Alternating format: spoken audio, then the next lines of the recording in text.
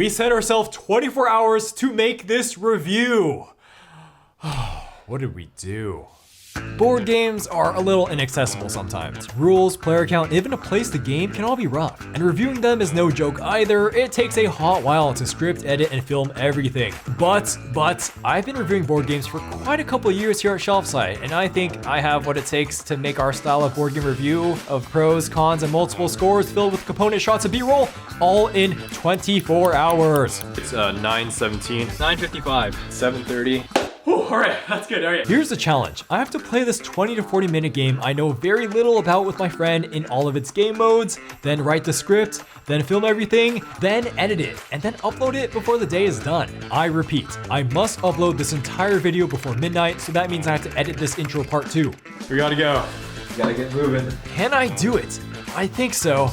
I think so. I mean, I think it'll be good. Like, I'm reviewing this like the day of, what is it, like 9:47 p.m. right now. I think I can do it. It'll be good, I think. Okay, we gotta hurry. It's 9:17.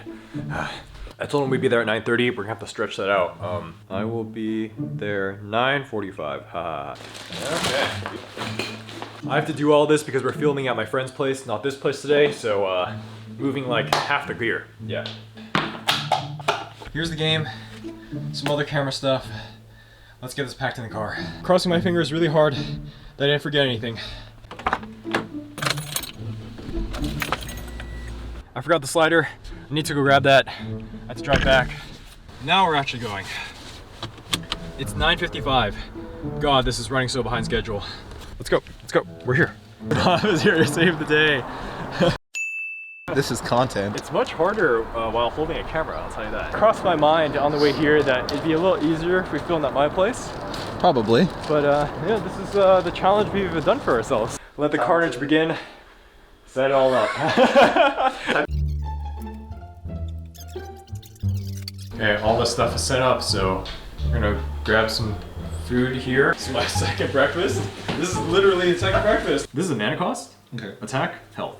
Okay. Ability. That's basically it. I don't want this to die because its ability is so we get an extra mana every turn. Oh, yeah. Plus 1 attack to that. The cool part about this deck is so flexible, right? Like if you need a monster to just sit there and tank, you can just sit there and tank, right? Wow. So I can just make this a 3/9. This game comes with an expansion too. Oh, really? Yeah. We have the expansion here. Oh. Yeah. Okay, so these are pre-built decks, but we can like mix around these decks? Yeah. Whoa. Yeah. Pretty exciting. How much is this game? I don't know. This feels worth it. As far as I played, it's like actually kind of exciting, and we're playing like the basic mode. I'm kind of here for it. Yeah, I mean, it doesn't take too long, right? Yeah, which the is art nice. is really good. All of the deluxe components are gorgeous. Like, I want to know how much it is deluxe. Oh, okay, I see what's going on. You got some synergy going on there. This is difficulty possibly insane. Oh, that's the one I really don't like. No. If minions do get destroyed, does that not mean the attachments get discarded off of them? I think it's trying to be a bit like shorter, which makes sense. And in that effort, it's a little unclear. Destroying all their Okay. Okay. So this minion no longer has this attachment on it. Well, that had been helpful. That would have been really helpful. Yeah. Fine, yeah. Fine. That makes sense, yeah. Yeah, at least that's helpful though. It does discard all their attachments. Yeah, I mean, I like how they bolded it and underlined it. Yeah, that probably came up a lot. It's still the second game. Man, it feels like we've been playing this for a while. Okay, well, let's kill this freaking thing, right? Oh, mama.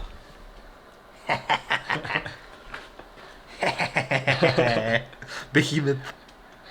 How much does that cost? That's like a 20 mana or something? 5, 6. Okay, and then it's going to be 17 in a second, and then 16 in another second. My deck interacts with my graveyard a good chunk. Oh, I see. Okay, yeah. Boosting, yeah. Okay. None of these 3 guys attack now. Oh, great. Monster and their neighbors do not strike in the fight phase. Okay. Okay, yeah, because I mean we were like That was decently close. I mean, it could have gone worse. actually pretty big. Okay, this took exactly like 31 minutes. 31 minutes. Okay. Yeah, That's good. It's not bad. Yeah, it feels a little bit easier than I was hoping for, but we might also just be like. Yeah. I mean, we could tweak it, right? Find some monsters that come out of Portal for a while. Maybe we'll do that for the 1v1. I think it's just kind of how we cross-contaminate our. You know what I'm trying to say.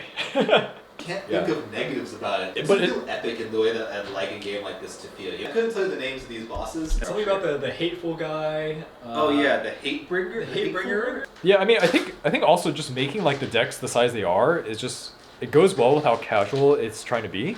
Yeah. Plus giving you like built-in replayability. Cause like, oh, like look at this thick deck. Well, like, oh, these cards got discarded. I'm gonna play with them next time, right? 3:41 lunch break. We played the game a few times. Like, Beat the shit out of it. Sorry. This is the temporary knockdown film studio. This is our little grinding dungeon here. Yeah. I'm like a third through the pros, I think. It's been Okay. mostly voiceover, so it doesn't take us too long. Hopefully we can start filming at like 4:15. Oh, so do you always shuffle these cards in here and then also shuffle one of these piles? Is that the idea? Got the new cards right here. Competitive. Competitive. Okay, did you choose the one that you want to get rid of? Yeah, right there. Oh, and you shuffle these in. Yeah. I wonder why this game wasn't marketed more as a 1v1 game. Okay, cool. That's it. That's my turn. Go ahead. That's it? Okay. Yeah. Let me, so I played that card, right? Okay. Go That's ahead. that's a pretty cool card. Yeah, that's pretty cool, yeah. Okay, end of the round. I drew a card. I gained the mana. Okay, cool. Now we go to the next round. Yeah, your turn. Okay. Wow, I wonder what that one is, bro. Yeah. Interesting. Write that in. Yeah. Okay. Which So, I put it? but then actually there's some challenges where Yeah. you write your hero, you had your hero to opening hand. So screw me. If you're interested in playing a hero-centered game, There's some a- yeah. of the challenges similar to Commander, because like in Magic the Gathering, when you play Commander, that's kind of what you do. You have like one central card, right? Like, And because you have permanent access to that card, it allows you some like really wacky builds that you're not allowed in like Modern and stuff like that. Allowing for people to learn the game while being gently introduced to the mechanics by a more experienced friend. oh, that's good. Yeah. For like an MTG veteran like us, like the appeal for the competitive is, I think the hidden horde play is pretty cool. it's super and the game is shorter than Magic Yeah, the yeah, Gathering. yeah. Yeah. You're salty. You're a card well-seasoned card gamer with Well-seasoned, Magic the salty to Gathering perfection. coursing through your veins. Oh, I love that. Yeah. Because it is pretty cool how you have to play around portals, and I'm deciding how to time the game, while also The asymmetry of yeah. the goals between the players. Okay. Times 621 rapidly. How do you feel, Ashton? I'm scared of editing. I think we can finish filming in like an hour. Okay. Luckily, we had a very good late lunch, so I'm not too Yeah. hungry. So I can stave off dinner until like probably 9. Okay.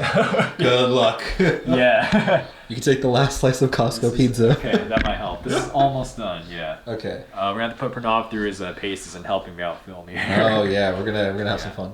Yeah, Netrunner is like the perfect example. Okay. Because like it's a game that is all about mind games. You Yeah. have a corporation and a runner who's like a hacker. Yeah. And the hacker is trying to hack into the corporation, and they need to bypass these things called ice. They're like face down things.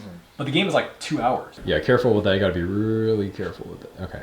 Pranav is doing part of my job here. Very nice. This is honestly saving me. This is my shelf side internship. Okay, so as an update, it is like 7:30 or something. 30 and Ashton has not started editing yet. I've not started editing. It's 7:30 over here. Man, it's dark over here. It's 7:30, and we have not started editing. We are getting there with the component shots. Actually, we don't have any component shots yet. We're just doing B-roll. But the script is done. The script is The done. script is done. That is a good start. So that's pretty good. Actually, I have something I want to add. Shoot, hold on. Nice. Yeah, right. I love the taking a shot of another shot. Oh. Yeah, and then so once we get that, then we'll just do the next one, right? Yeah, that looks gorgeous. Wow. Okay, so let's have it like this. Okay, yeah, that's fair. Yeah. Oh, okay, this is good. So now have like a wide of the board, and then just show like literally everything just attacking each other left to right, Okay. and then rotate the portal 90 degrees. Yeah. Dun, dun. I can't do dramatic music. Dude, how am I gonna edit? I'm gonna be up so late. Yeah, to edit this. you're not going to sleep tonight. Yeah. Let it happen. Yeah. Yeah, totally fine. It's totally fine. If only you could edit everything before you filmed it. Yeah. That's crazy. Yeah. Okay, Pranav, 9:37. We gotta do this. We gotta go. We gotta go. Alrighty. Go. We gotta go. You gotta get moving.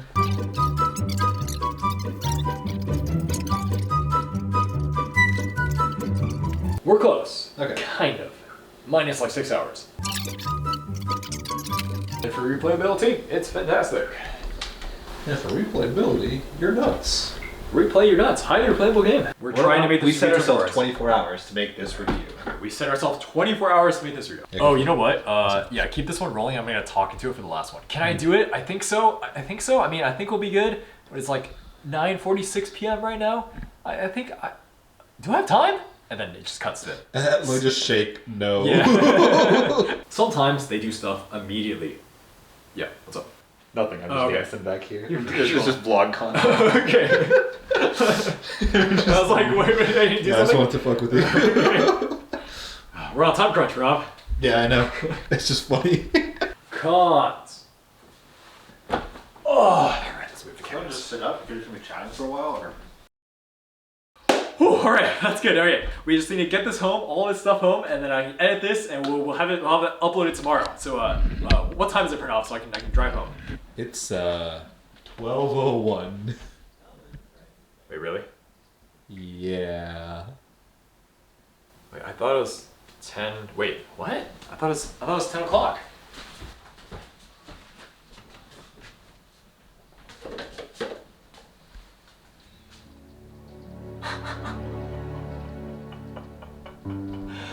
Four-hour video. Rob, why'd you tell me? I don't know what to do, man. I don't know what to do. I can't go home and edit it. Like, You know, I was gonna. at least we finished filming it. You're right. Dude, we finished filming it an entire day. That's pretty good, man. That's pretty freaking good. All right, in all seriousness, we finished filming this entire review, and it is actually 11:16 p.m. So there's just literally no way. I take 30 minutes to drive home. It'd be like 11:45. I can't edit this in 15 minutes. Like, it's gonna take at least 3 hours. Pranav and I are gonna sit down on the couch, talk about what went wrong, and maybe what went right too. So I guess we're gonna set that up right now and just kind of have this free-flowing conversation, and let's go. We definitely failed.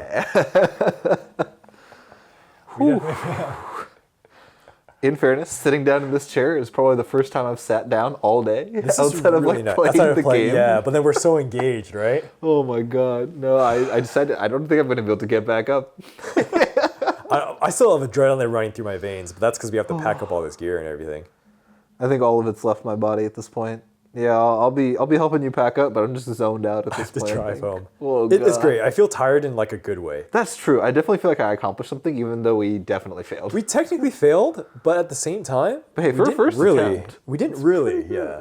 Yeah. It was insanely productive. Consider this, I guess. We filmed an entire review in what, like 7 hours straight of filming? 6 hours Yeah. straight of filming? I basically knew nothing about the game beforehand. Yeah, I yeah. wrote a script in like 1 hour. Yeah, something like that. I was like, Ashton was just sitting in the wow. corner right on my couch, Yeah. just typing for fucking hour. I mean, I don't think it's the best script I've made for sure, but like, Fair. it's pretty good with the circumstances. Yeah. I feel kind of cheap putting out my thoughts on a board game after only playing it for one day.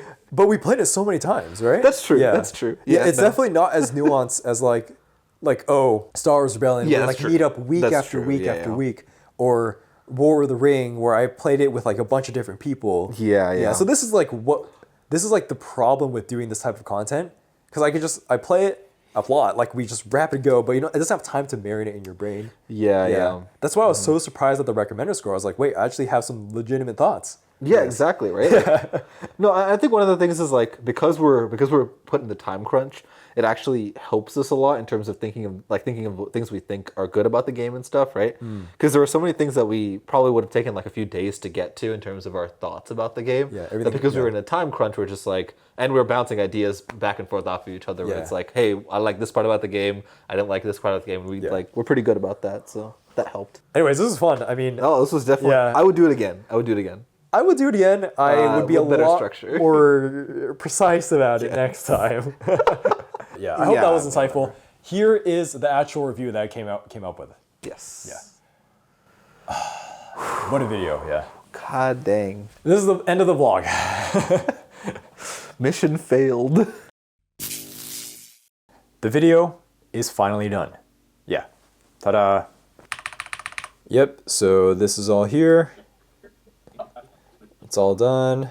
I just have to put this vlog footage right over there, and then we are good to go. So you know how we said we're gonna do this in 24 hours? Well, it took a while to edit each part. Let me get the breakdown. So I timed myself how long it took to edit each part. The vlog edit itself took about 3.5 hours. And then the review took about 10 hours to edit. So let's say about 14 hours to edit everything. 14 hours is a long time to get in one day.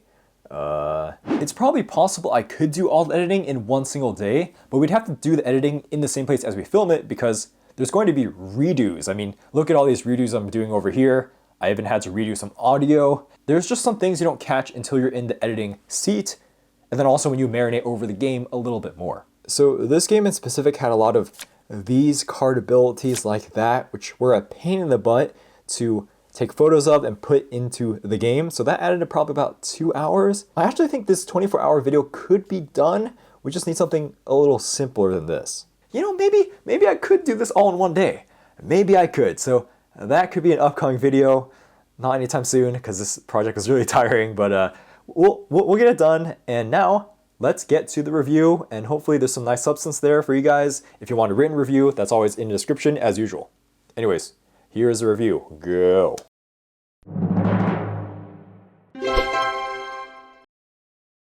How about an asymmetric dueler game that's about 30 minutes?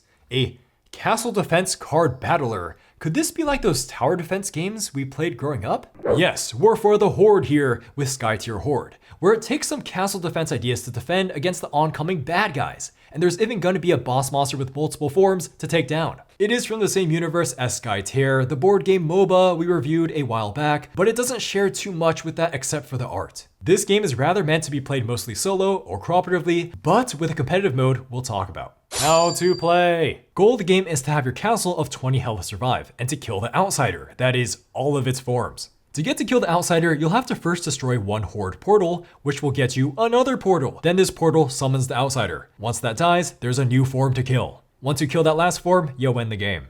To do that, you'll fight over lanes, where you and the bad guy creatures duke it out. Classical trading card game stats with these, attack, and a health value. If any card in a lane is unopposed, it'll do damage to the enemy structure, portal, or castle. If opposed, things will attack each other, one usually dying. Rounds look like this. First, you'll get mana to play things. Then monsters will spawn from the portal based off of the number. Sometimes they do stuff immediately. Then it's your turn. You can play cards from hand, paying the mana cost, move cards around, and even use your castle ability once per round since it exhausts. You can do as much or as many of these actions as you can pay for. Then the Horde deck flips over a card. This is a treachery card that could give attack to something or trigger some other evil special ability. Now is the time when everything attacks. Go from left to right. Many things probably die here, and then you just go to the next number of portal, next round time. Wait, we didn't say how to draw. How do you draw cards then? Well, whenever any monster dies, you draw a card. One last thing, minions. These are 4 side monsters that chill around the battlefield and don't do anything normally, but then when they get health, they actually start attacking. If not opposed during the battle phase, they'll do something called pillage, which remove cards from the top of your deck equal to their health. So yeah, needless to say, when you deck out completely, you also lose the game. To stop these minions, you can engage one in your leftmost lane with an ally card. When minions lose all health, they go back to chilling around the battlefield. They're treated as dead, but can always get more health through an ability. Pros.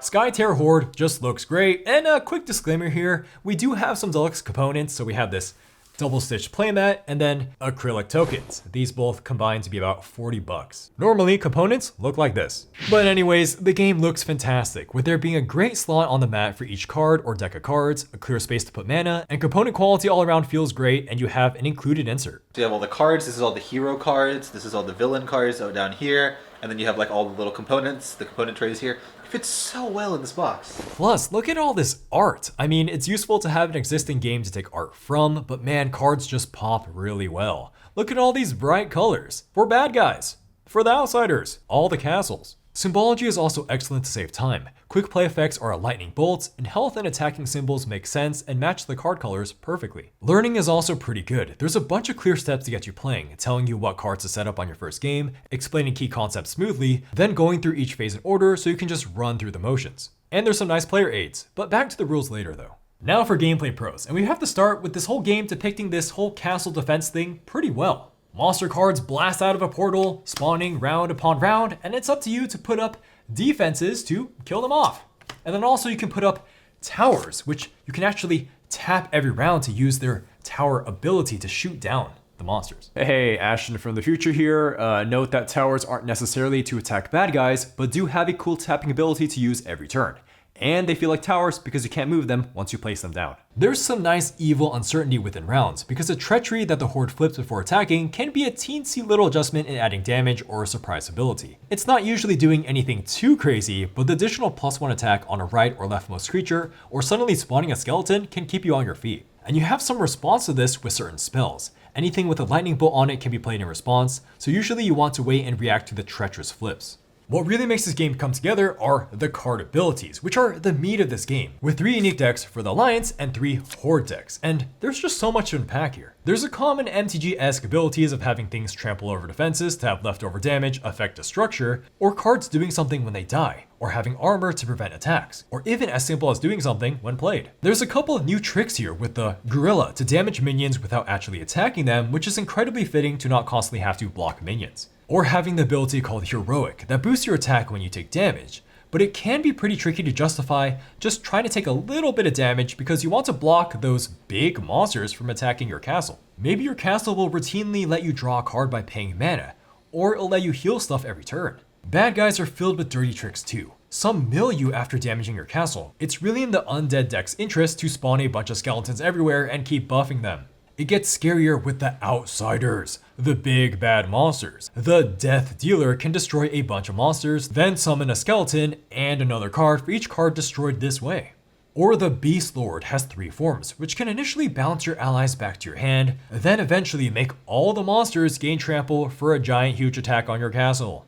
We gotta praise the Alliance asymmetry, because you got 3 of their decks, each with 40 cards each. These all feel completely different with 2 heroes in each deck for the base game. The more basic blue deck is about playing big monsters and doing preventing of damage. The Clan of the Wildcat can bounce itself to prevent a monster from attacking one turn. Wind Riders are really good, where they let you rebuild your deck from your discard, granting you some more deck cards, which is like health in this game. It also prevents a minion from pillaging this turn. One main hero, Korhoff, this guy can utterly negate a monster's ability. The other, Gulbjarn, this guy can attack multiple monsters at once. The red deck heats up with some big damage dealing spells, and lots of weapons to equip their Asian style dudes to fight. Stack well because mage crafters do damage to the portal for every attachment played. And then this ninja can later just disappear off the battlefield, taking the attachments back with him to your hand. My favorite play with these guys is to play the Bushido of the Rose, then play Katana of the Dusk on him. The Bushido attacks for 4 damage because of the Katana boost,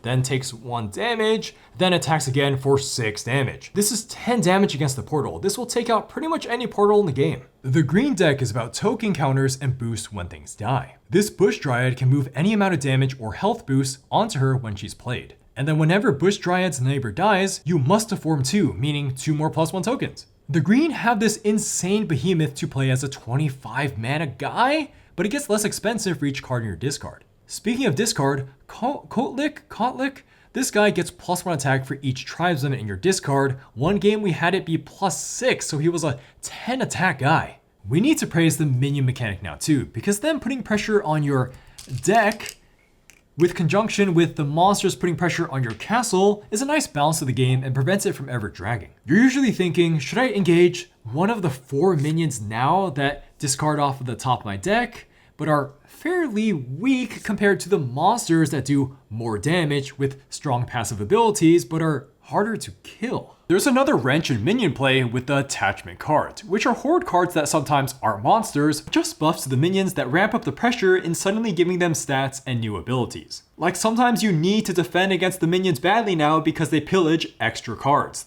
This can easily be 8 cards. Or these are now just harder to engage because they require a discard to do so. Killing minions is also a great way to farm cards because once they die, you still draw cards off the top of your deck like normal. Between the minions, monsters on board, the portal, and even the upcoming Outsiders, you're going to be worried about something on this map. There's also an option to play this game 2v1, with 2 guys playing as 2 Alliance decks versus the Horde, and this has a lot of nice teamwork moments. You're moving cards around one another in the lanes, playing attachments or buff tokens on one another, and there's definitely a common occurrence of who should draw a card or get a mana. To bring up the hero Talakal, how do I say this? Talakali for the green deck. Her redirecting damage to a teammate can lead to some really nice spreading of damage. Then the replayability is fantastic. Your unique deck will have different cards discarded off the top every game, and then your hands are always going to be just different. You can even mulligan at the beginning of games. You can really tell the designers have played their fair share of card games. Then you pick one of the 3 Horde decks, and you're definitely not going to see all the cards every game. You can also strategize to rushing to the last portal card to make sure no more monsters spawn, but to get less mana, or do you just stay on the second portal card for longer to get more mana, but have to deal with more monsters? There's a huge boon where you can deck build combining colors together as long as you follow the castle restrictions. The idea is to pick a castle you like, then deck build around it, then just see which of these bad guys you fare well against. Maybe see how many achievements you get. Wait, you can get one for cheating? That's not me, I swear. But seriously, lots of these achievements, like playing upside down, are not just here in name, they actually change up the mechanics a bit. You can swap the monsters and minion roles, and that's gonna change the game. There's another replayability highlight in swapping out portals for difficulty. There's one for every difficulty and player count for the first 2 portals. So for example, in 2-player, they have difficulty, easy, medium, or hard for these first 2. And you know how we said this game had a competitive mode? Well, it's actually pretty darn good. So this Horde side is going to be played by a human. The game structure is mostly the same here, with some nice tweaks so the Horde have some tricks up their sleeve. Like, they have mana and can actually spend it to play cards face down, or to rig their deck for a treachery flip. It's really easy to get the perfect treachery off of this, getting nice abilities or even just mind gaming. They can also challenge an ally card to prevent it from ever running away. Oh, that's how you link up with the perfect treachery play. So don't let the Horde only dropping 1 or 2 cards for a round fool you. They can do so much. Like, they can keep rearranging face down monsters like you're playing 3-card Monty up in here. The Horde also has to be mindful of playing any card that boosts the alliance mana. Cons. The rulebook is actually kind of irritating for how well it seems to be presented. A huge source of confusion is the minions, which are, yes, they're technically monsters, but it's not intuitive to think of them as such. The fact that minions get destroyed and then come back is also kind of confusing, and it's not really well detailed here. If a minion was a monster type, that would be way more clear.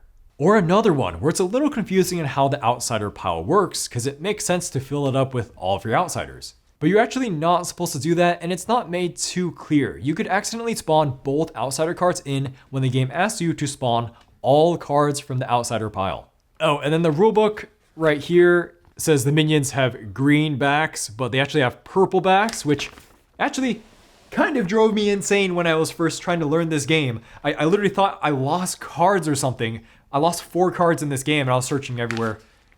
Yeah. These are all cleared up in the official FAQ, so nice that this exists, but a bit of a pain to search up during gameplay. Then we have some text annoyances that would normally be a nitpick, but added up to be quite a bit of things that are a con. So there's text like over here that is just way too small to read, or maybe there's typos like these. These cards' text are swapped for the description. And then also the versus symbol on the portals is way too small to see. Like, come on.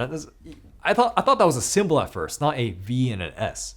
Scoring time. Now it's time for a recommender score, where we try to critically evaluate the aforementioned pros and cons of the game, with the caveat of whether or not this is even a good idea in the first place. So, Skytear Horde is going to get a 9 out of 10. It is excellent. We didn't really talk about time length much yet, but this game runs fairly true to time. It's about 30 minutes. This means that you can have an asymmetric card fight of beating up some monsters that come out of a portal pretty often. There's some silly minions that get bigger and bigger, and then there's a big bad boss that comes out eventually with evolving forms. You have to kill all of these things before your castle blows up. Oh, but do note that you will definitely be going on the offensive as the alliance to kill those portals. Skytear Horde is going to be a great entry for newcomers into card games. The decks are fairly big and pretty nuanced with variety, but not too specific of card interaction-esque. And for an example of that, the heroes don't even need to be played to win the game. There's a chance you just mill them off the top of your deck anyways. Also, newcomers to board games can switch between the competitive and the cooperative modes to see what type of playstyle they like more. So you could get comfortable cooperating with a hardcore card game player until he turns on you and then plays a horde and tries to tear down your puny little castle.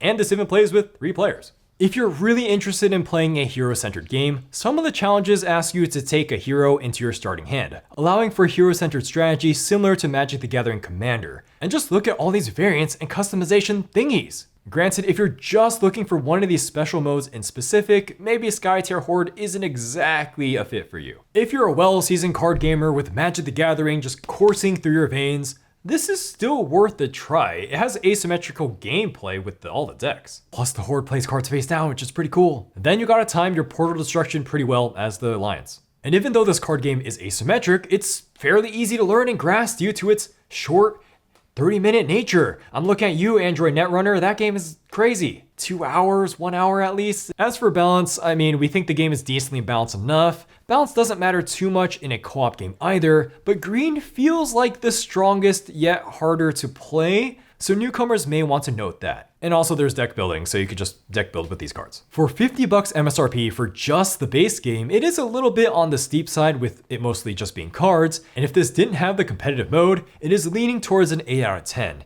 Yet there's just so many cool cards that we can't really fault it too much. Plus, if you do have the money and want to know more, we did play with the only expansion, the Nuptin and Atish one, and man, does it ramp up the complexity a good chunk for both sides, which remember helps both play modes, and it also just gives you more outsiders. My personal score for Skytear Horde is going to be a 7 out of 10. I have a good time with it. So I really do enjoy quite a bit of things about this. I like card games, I like the asymmetry, and the way it's presented with all the art, and then the double stitch playmat is just really fun for me to fiddle around with. And killing monsters to draw cards is a nice way to get more card advantage and makes me do my hand management a little bit differently from other card games. Every card is giving me all these card game vibes with fresh ways to interact with the new mechanics. And decks are so interesting, especially the non-blue ones. It just really makes me want to play this game again. Like, the rebuild mechanic, especially with a yellow expansion deck, can really be satisfying to do well. And something about cards that give you options like this is really gripping. Or just doing 10 damage in one turn with this combo, it kind of takes me back to the good days of Yu-Gi-Oh! And man, the competitive mode actually quite surprised me in how intense it was, and I for sure am going to play that again after being utterly crushed. Tons of mind games with interacting with the Horde in an interesting way. I like playing around my opponent spawning one card but one scary card out of their portal, or manipulating their mana in new ways. So I have to reevaluate how much damage my castle and deck really can't take. And this game is still only 30 minutes. 30 minutes. There's some things that bog it down a little bit for the cooperative gameplay for me. Like for one, I feel like it's a little bit too easy when playing it 2-player with the guy standing over there. But of course, this could all be modified a bit in the rules, but I don't really care that much about cooperative to really go back and try to challenge myself with a harder difficulty. Then it feels like something is missing with the boss outsider monster. Like it doesn't feel epic enough. It doesn't help that the names are a bit generic. And they generally just feel like a slightly better version of the epic monsters instead of some head honcho. Like maybe if this outsider took multiple lanes or attacked in a vastly new way or had new forms within each card, it would be interesting. Yet all of these outsider complaints could get fixed with new expansion packs, and by making the outsiders more complicated, it would make the game longer too, so I can't really complain too much. Lastly, the minions as a mechanic are a little annoying to me, where I just kind of dislike having to keep worrying about them attacking my deck. I mean, they're meant to be annoying, so I can't really complain much again, but I will say that they sometimes feel like a bit of a chore, especially having to move all their health markers constantly on and off of them. Did you feel that? Yeah. I felt they were a little annoying, yeah. Yeah. But I have to stress, I will be playing this again competitively. That's right, you heard it. I'll be playing this card game again competitively, and I'm glad to have played this, especially in this crazy 24-hour long challenge myself to make a review in one day. Screw my stamina, screw my day. Oh my god. But yeah, I will be returning back to this with more clearer thoughts on a future day. So yeah, stay tuned for that. It won't be its own video. It'll probably be in some tier list video or something. Let's cut the cameras, man. Thank you for watching the video. That was Skytear Horde. This being sent to us by PvP Geeks did not affect scoring.